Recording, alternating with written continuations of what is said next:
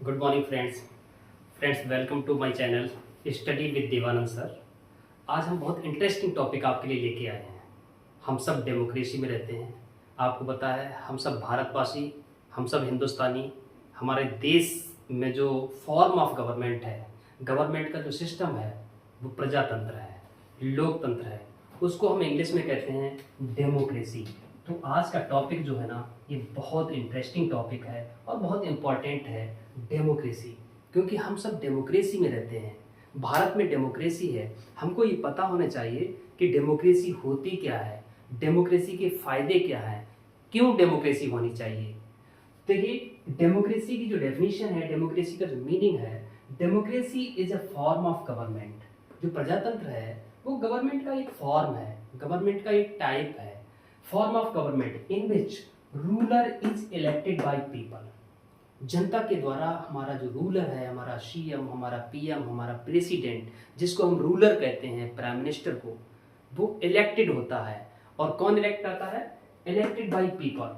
बहुत सारे कंट्रीज में ये डायरेक्टली इलेक्ट होता है, बहुत सारे कंट्रीज में इनडायरेक्टली इलेक्ट होता है। बट हमारा कंट्री इंडिया, जहाँ पर पॉपुलेशन साइज बहुत है, ज़्यादा पॉपुलेशन है, तो हम लोग इनडायरेक्टली इसको इलेक्ट करते हैं। इनडायरेक्टली कैसे? हम अपने लोकल रिप्रेजेंटेटिव, जिसको आप कहते हैं मेंबर ऑफ पार्लियामेंट, एमपी, हम उसको वोट करते हैं। और उसको हम वोट करते हैं तब वो लोग अपना दल का नेता बना करके अपने पीएम को इलेक्ट कर लेते हैं। That's why it is known indirectly, इसीलिए इसको इनडायरेक्टली कहते हैं। इसका दूसरा नाम भी है रिप्रेजेंटेटिव डेमोक्रेसी।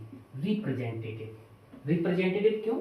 ये जो एमएलए एमपी होते हैं, ये हम लोगों के रिप्रेजेंटेटिव होते हैं, लोकल रिप्रेजेंटेटिव होते हैं। That's why the form of government in India is non representative democracy. आप देख रहे हैं हमारी कंट्री में दो तरह की, हमारे वर्ल्ड में दो तरह की डेमोक्रेसीज होती हैं। एक तो डायरेक्ट डेमोक्रेसी होती है। डायरेक्ट मीन्स जहाँ पर वहाँ की जो जनता है, वहाँ के लोग हैं, वो डायरेक्टली अपने प्रेसिडेंट को, डायरेक्टली अपने पीएम को इलेक्ट कर लेते हैं। और ऐसा वहाँ पर संभव होता है जहाँ पर पॉपुलेशन कम होती है, 2-4 करोड़ होती है, छोटे छोटे देश होते हैं, वो डायरेक्टली अपने पीएम को, वो डायरेक्टली अपने प्रेसिडेंट को इलेक्ट कर लेते हैं। बट हमारी कंट्री इंडिया, जहाँ की पॉपुलेशन आज 148 करोड़ है, पॉसिबल नहीं है कि हम डायरेक्ट अपने पीएम को वोट करें और डायरेक्टली हम उसको चुन लें। तो हमारे यहाँ पर इनडायरेक्ट डेमोक्रेसी है। हमारे यहाँ पर जो डेमोक्रेसी है वो इनडायरेक्ट है, इनडायरेक्ट डेमोक्रेसी। इसी को कहते हैं रिप्रेजेंटेटिव डेमोक्रेसी। बहुत इंपॉर्टेंट चीज़ ये है कि डेमोक्रेसी के फीचर्स क्या होते हैं। आपकी कंट्री में अगर डेमोक्रेसी है तो कौन सी चीज़ें ज़रूरी हैं जो होनी ही चाहिए। नंबर 1 पे आता है इक्वालिटी। इक्वालिटी, समानता, इक्वल अपॉर्चुनिटीज़ होनी चाहिए, इक्वल ट्रीटमेंट होना चाहिए, इक्वालिटीज़ होनी चाहिए। और अगर समानता का भाव है, सरकार सबको बराबर मानती है, तो डेमोक्रेसी है। अगर बराबर नहीं मानती है तो कहने के लिए डेमोक्रेसी है, संविधान में डेमोक्रेसी है, लेकिन प्रैक्टिस में डेमोक्रेसी नहीं है।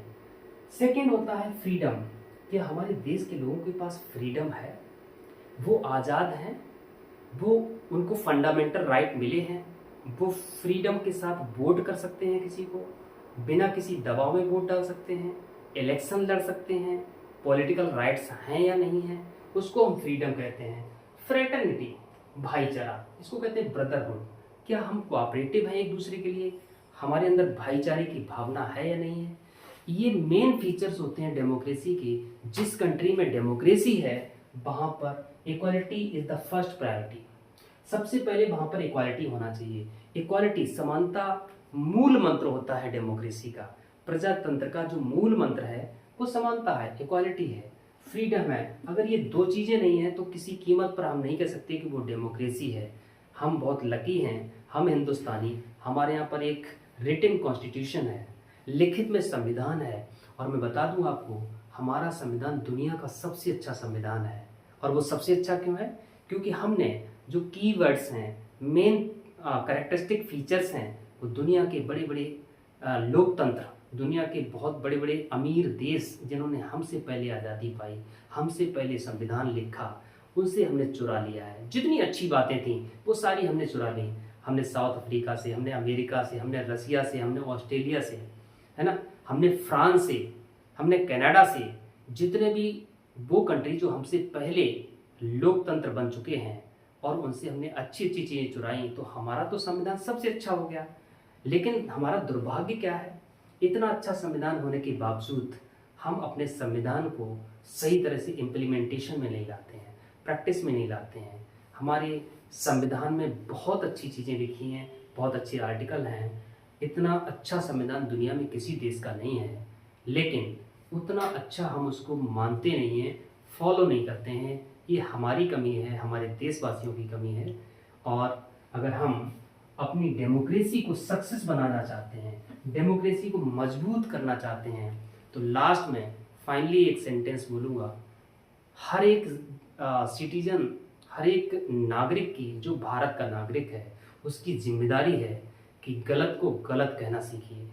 अगर कोई भी लीडर गलत करता है, कोई व्यक्ति गलत करता है, तो अपने फंडामेंटल राइट्स का यूज करिए और गलत को गलत कहिए।